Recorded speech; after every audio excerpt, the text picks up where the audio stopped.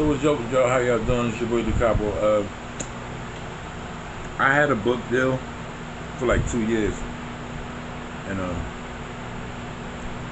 I know a lot of people gonna be mad about that, but I'd like to explain that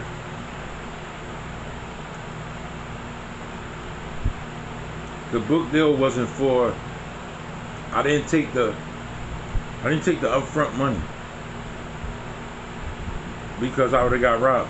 I didn't take the upfront money, so I chose to take it in a time where, at least in the production period of it, I pay for it myself.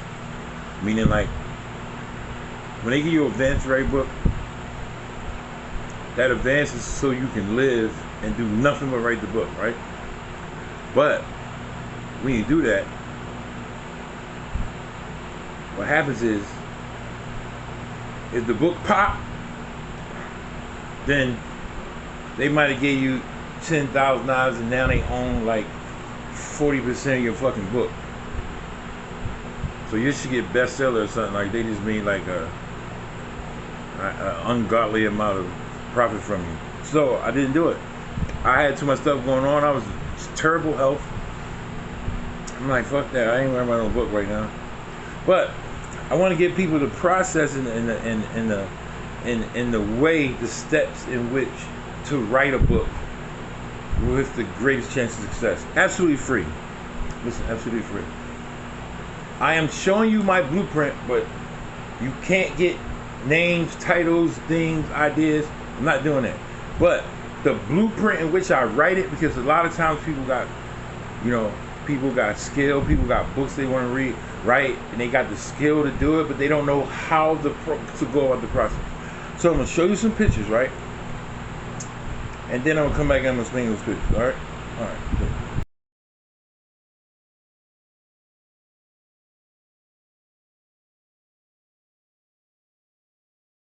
First of all, let me explain the board to you.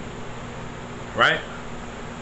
If you do not have an idea, if you have an idea and you do not have a plan, and you cannot see that plan, it's not gonna happen. I'll tell you an example. I'll give you a perfect example. I wrote 100 pages of this book, 50 pages of this book, and the first 2 pages of this book, all at different times, and I lost all of it. I got the opening page, because I got some pages, I put them on Facebook, you know what I mean? I ain't understand why I was doing that at first, but now I realize it, because it's like, but like, I had 100 pages in this computer. This was my girl computer at the time. So I'm like, all right, cool. We break up, 100 pages gone. You know what I mean? This is the reality of life, right? So I'm like, all right, cool. Was with another girl. I'm like, yo, the situation's happening. I'm gonna do this shit. And it's like, all right, cool. Everything's cool. But it was like, so much shit was going on. That it's like, there's no way in the world that person could have been able to help me do the shit and the parts that I don't know how to do, or that I have trouble doing, right?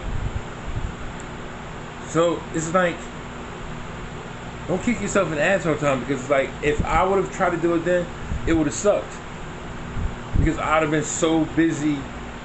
My vibranium would have been going so fast that I would have just rushed through it just to do it, just to try to get a check, and blew an absolute check.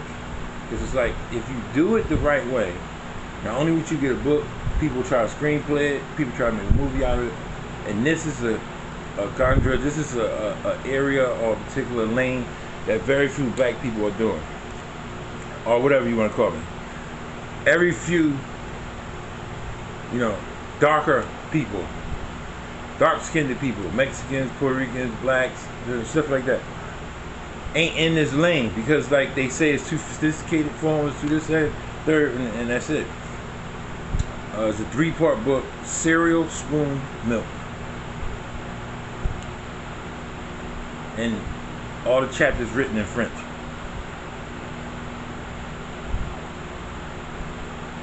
Spoon, cereal,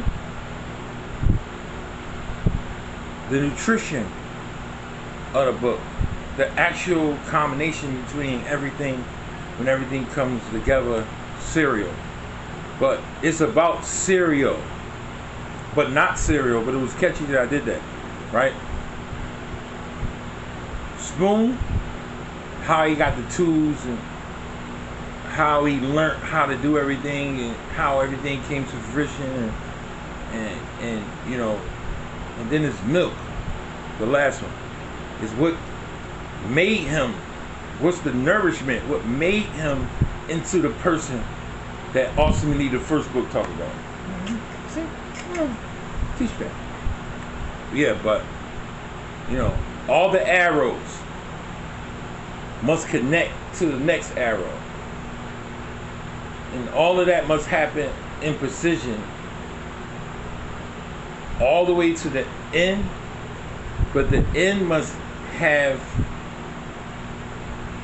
as you've seen in the pictures, I'll show you again, right?